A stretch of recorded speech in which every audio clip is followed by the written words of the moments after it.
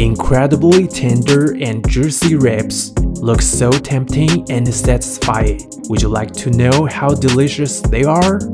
Hi, I'm Man. Today we're gonna make roasted ribs. Everyone loves roasted ribs, but how can we make those tender and juicy ribs at home without mess and hassle? Here's the best and simplest recipe. First, let's get a whole piece of pork ribs.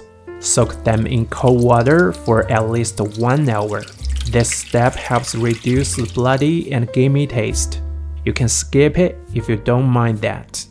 Then drain the water and rinse the ribs.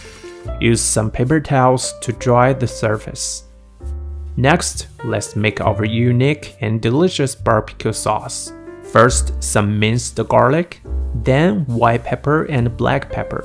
Some chuho sauce, which brings umami and a savory taste, and tomato ketchup to add a little bit sweet and sour. Then some light soy sauce, some cooking wine to bring extra flavor. Finally, brown sugar.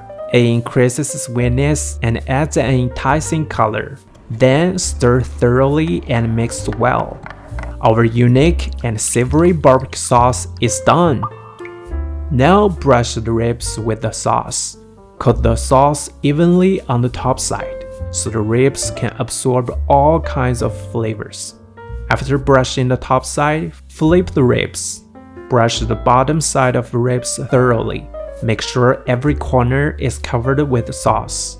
You can also pour some sauce over the ribs, but don't forget to save a small amount of sauce for later use. To better marinate the ribs, we need to let the ribs stay top side down. Since the bones curve upwards, the sauce can stay on top and not drip off. Also, the bottom side of the ribs can soak in the sauce as well. Then refrigerate and marinate the ribs overnight. Put the remaining sauce in the refrigerator as well. After a whole night, the ribs are fully marinated. Place an aluminum foil sheet in the baking dish first. Then lay the ribs down, pour some sauce over the ribs, and cover with another layer of foil. Make sure to seal the edges completely. Now preheat the oven to 300 Fahrenheit. Slow roast the ribs for 1.5 to 2 hours. The first stage doesn't require a high temperature, because a long time roast at a moderate temperature makes the ribs more tender. When it's done, carefully take out the baking dish. Slowly uncover the foil to avoid the hot steam. Remember the sauce we saved in the bowl? Now apply the sauce on the surface of the ribs. Evenly coating the ribs with a layer of sauce will make them shinier and tastier.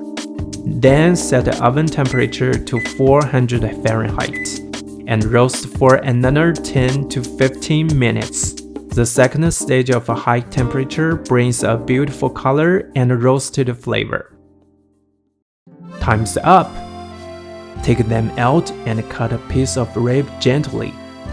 They look pretty shiny and beautiful, and also you can feel that tenderness and juiciness.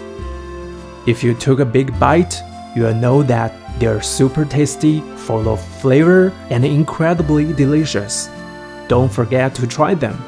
I'm Man. See you next time.